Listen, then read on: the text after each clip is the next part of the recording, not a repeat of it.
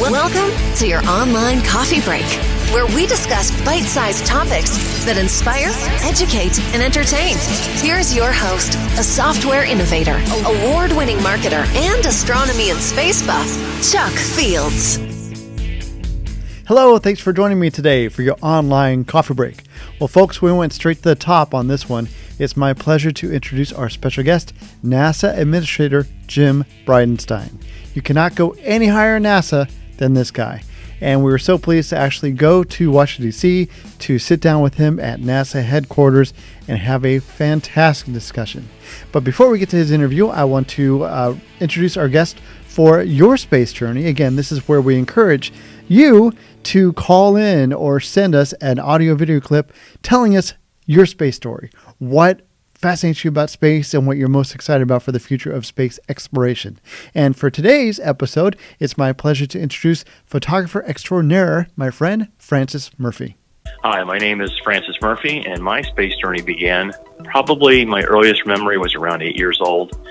And I don't remember the Apollo moon landing, but I do remember Apollo 17 and watching it with my parents on TV. I have recollections of Skylab.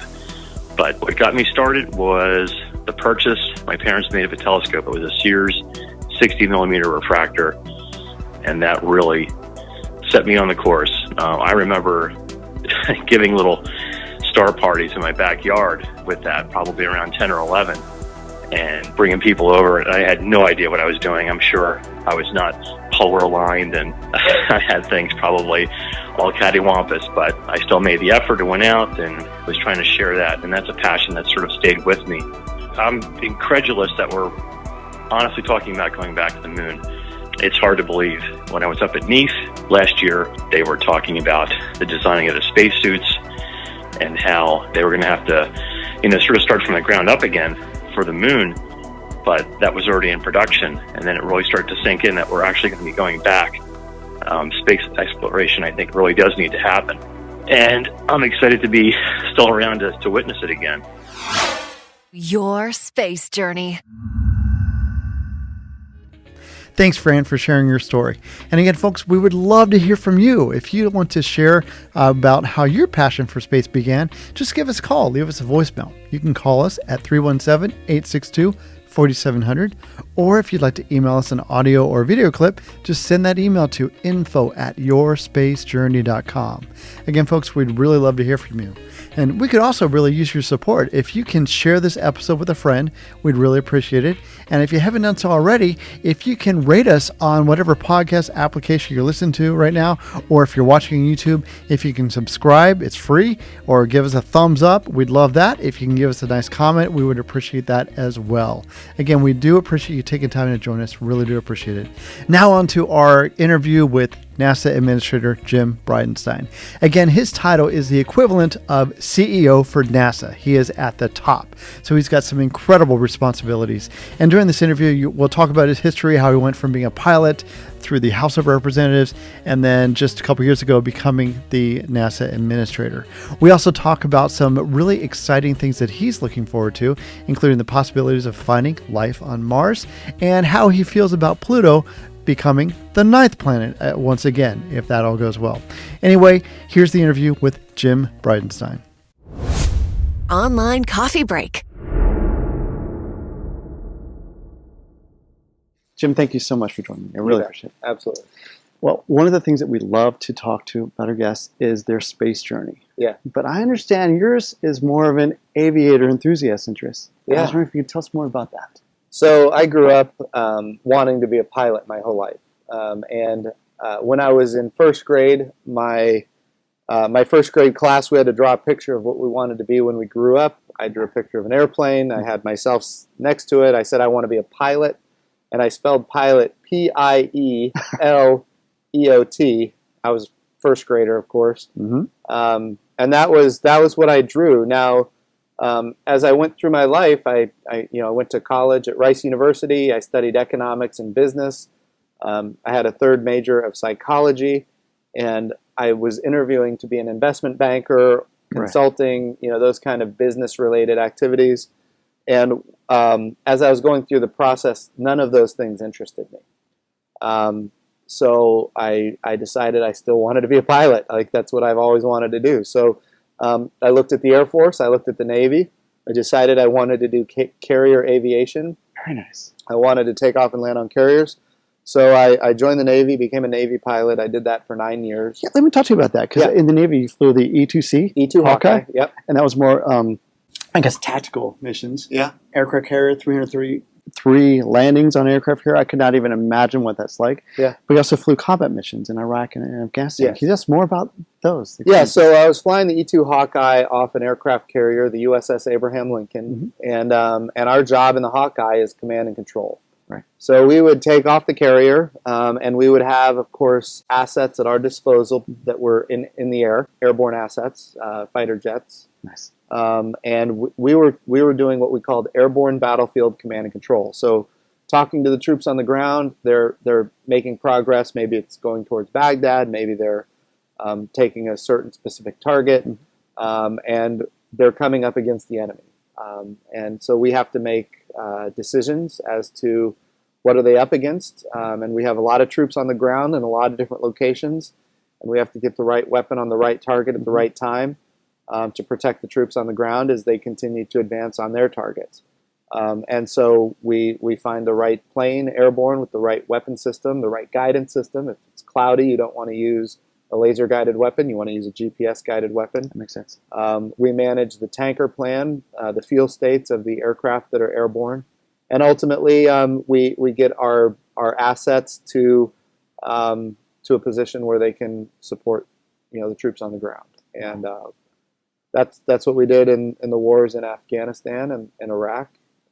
Now, I understand after that, you ended up transitioning to the F-18 Hornet. I did. And helped out with the Top Gun instructors. Can you tell us a little bit more about that? Yeah, so I had the opportunity. They were looking for somebody that could teach airborne battlefield command and control at what we call the Naval Strike and Air Warfare Center at the time, which is the parent command to Top Gun. So they wanted me to teach in the classroom, and I was interested in doing that, but they didn't have E-2 Hawkeyes there. So I was very clear with my commanding officer that I didn't want to do that. I don't want to move to Fallon, Nevada, unless there's a reason. I want to be able to fly. I mean, that's what it came down to. I wanted to fly. And he said he would look into getting me a transition to the F-18 Hornet, and he was able to get that for me. So I did. I transitioned to the Hornet, and my job there was I flew Red Air for Top Gun instructors that were transitioning from the F-18 to the F-16, and my job was to be a target. So I was Red Air, which means my job was to fly mission profiles similar to what the enemy would fly, and then get shot down and then fly home bravely. So when you get shot down, you get to fly home at faster than Mach and lower than 500 feet. Really? So I wasn't always terribly disappointed when I got shot down. That sounds like an incredible experience. Now, I understand, and thank you for your service, by the way, of course. After the Navy, you transitioned eventually to become the executive director of the Tulsa Air and Space Museum and Planetarium. Yes. What made you decide to go that route? So it's kind of a long story. My wife's father had passed away, and her mother had multiple sclerosis, and she had family in Tulsa, Oklahoma. We needed to move back to Tulsa. Yes. So when we left the Navy, we tried to put together a plan to move back to Tulsa. And I got a job running a nonprofit air and space museum in Tulsa, Oklahoma. And I'll tell you, I loved it. It was inspiring, the history, and of course the kids, the future, all there in one spot. And it was kind of like it was just a great place to be. So I did that for a couple of years, and then ran for Congress. I was never really anticipating, a position in an administration. Right. President Trump got elected, and he went and he talked to senators, and he talked to industry, and he asked people who they thought would be a good NASA administrator, I guess. And I know my name came up on a number of different occasions, and I got asked to interview. So That is incredible. It is kind of... It all seemed to happen so fast. Yeah. And that's what's amazing, because it's only been a year and a half, I believe. Yeah. And here we are at NASA. Yeah. More than 17,000 employees. Yeah. You've got 69 active missions right now. Yeah. Your Artemis plans to get back to the moon. Yeah. Lots of moving parts. Yeah. What's the most difficult thing about running NASA? Well, I think it's a very political position. It is absolutely true that NASA is not partisan. Mm-hmm. It's not, but it's parochial in nature. There's a lot of special interests. There are people that have, they want funding to this area or funding to that area. Sure. When you have a $21 billion budget, members of Congress and senators want access to that for their districts. So I spend a lot of time trying to make sure people understand why we're doing what we're doing, what we're trying to accomplish, how it's good for the nation, and then also working with members of Congress and senators, working with the Office of Management and Budget in the executive branch, working with the National Space Council in the executive branch, working with the Vice President's office. He's the chairman of the National Space Council. Right. So all of these things take a lot of time, but there, a lot of it's a lot of political kind of activities that aren't partisan, if that makes sense. Sure. It's perfectly predictable. It's perfectly understandable. But my goal has been to run NASA in an apolitical, bipartisan way as much as possible, so that all of America can get behind what we're doing. And see, I think you do that in a fantastic way, because your enthusiasm really comes through. What excites you the most about all these incredible missions out there? Yeah. Is there anything that you are just so excited about? I think there's two things. Number one, I'm the first NASA administrator that doesn't have a memory of where he or she was when we had people living on the moon. True. I wasn't alive when Neil Armstrong and Buzz Aldrin landed on the moon. I wasn't alive yet when Gene Cernan and Jack Schmitt left the moon in 1972. Mm-hmm. So we are now at a point, and I'm 44 years old. We're at a point now where there's an entire generation of people that don't have a memory of it because we weren't alive yet. Right. And so the president has said we need to go back to the moon sustainably, and we want a program that's not going to end. We want generations from now, people to look back on this moment and say, we were doing the right things for the right reasons for generations to come. Mm-hmm. Now, the moon is the proving ground. So I think that's one thing. We have to do those stunning things where people get enthusiastic about space exploration again. Going to the moon is one of those stunning things. Sure. But it is also true that the moon is the proving ground. It is not the destination. We need to use the moon to learn how to sustain life on another world for long periods of time. How do we use the resources of the moon to live and work? Hundreds of millions of tons of water ice on the south pole of the moon. That's life support. It's air to breathe. It's water to drink. It's hydrogen, which is rocket fuel, same rocket fuel that powered the space shuttles. Mm-hmm. Hundreds of millions of tons of hydrogen on the south pole of the moon. How do we get access to it? How do we use it? How do we convert it into something that is usable? So those are the things that we need to learn right now today. We need to build an architecture that's sustainable for the long term, driving down cost, increasing access, and then ultimately bringing in commercial partners and international partners so that we can all do more and have more access than ever before. Then finally, remember what the destination is. The moon is the proving ground. The destination is Mars. Right. What we architect at the moon has to, as much as possible, be replicable at Mars. And that's what we need to be striving for every day. The question then becomes, well, why do you need to go to Mars? Well, I'll tell you why. We have found, and since the time I've been the NASA administrator, we have found complex organic compounds on Mars, mm-hmm. which are the building blocks for life. They don't exist on the moon at all. None. But they're all over Mars. And of course, they're all over the Earth, because we have a lot of life here on the Earth. Yes. I'm not saying there's life on Mars. I don't know, but we should go find out. Mm-hmm. We also know that the methane cycles on Mars are commensurate with the seasons of Mars. So the probability of finding life is going up. The plumes of methane that we find coming out of Mars mm-hmm. are at the level where people are saying it may not be likely that that's geological in nature.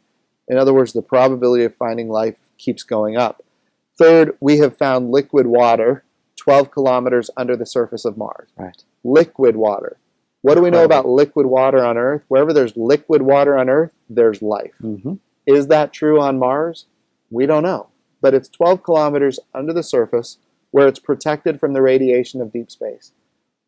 So we need to go find life on another world. And I think and I'm not saying it's there, I don't know, but we should go find out. And if we find life on another world, I think it's just going to transform how we think about space exploration. Absolutely. There's going to be so much thirst and so much desire to find out what else is out there. The moon of Jupiter, Europa, it's a moon the size of our moon, except it's pure water. It's all water. Incredible. It's got an ice shell. We're now finding mass plumes of liquid water being spewed out of the ice shell of Europa.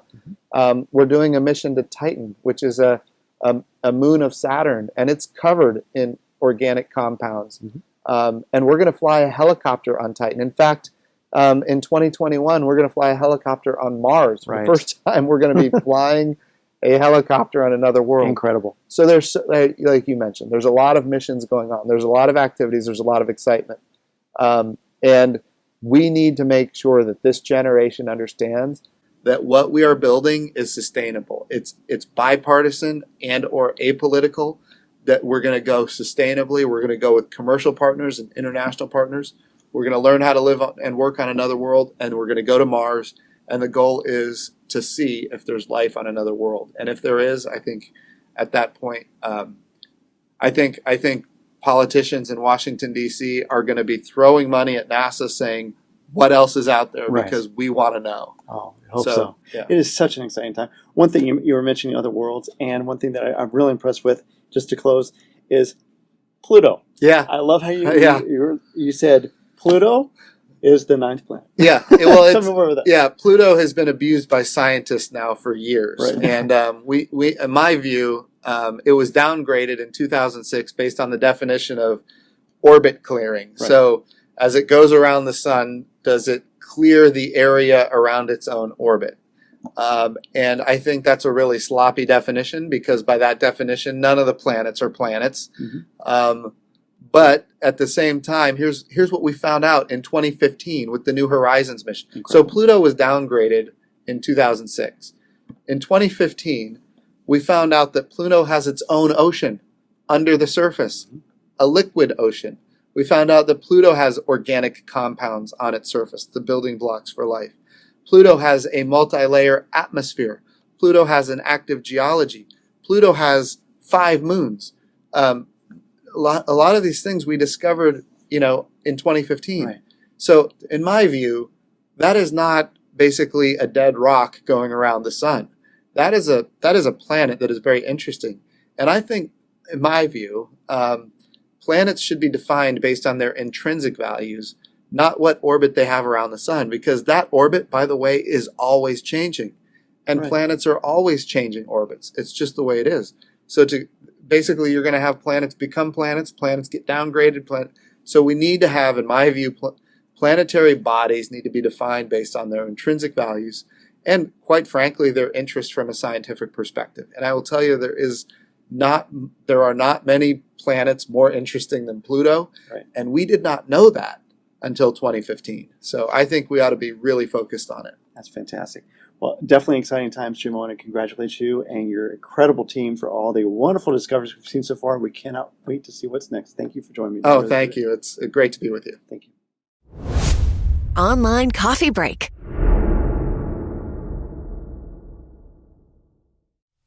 Wow, I really enjoyed speaking with Jim. And of course, going to NASA headquarters was a real treat. If you'd like to find out more about NASA, just go to their website at nasa.gov. I want to thank Jim for inviting us out to NASA headquarters. I want to thank you for taking time today to join us. We really do appreciate it. Again, if you can share this episode with a friend, we'd love that. If you can rate us on your favorite podcast application, give us a thumbs up. If you're watching on YouTube, we'd appreciate that as well. But either way, just thank you so much for taking time to join us today. We'll see you next time. God bless.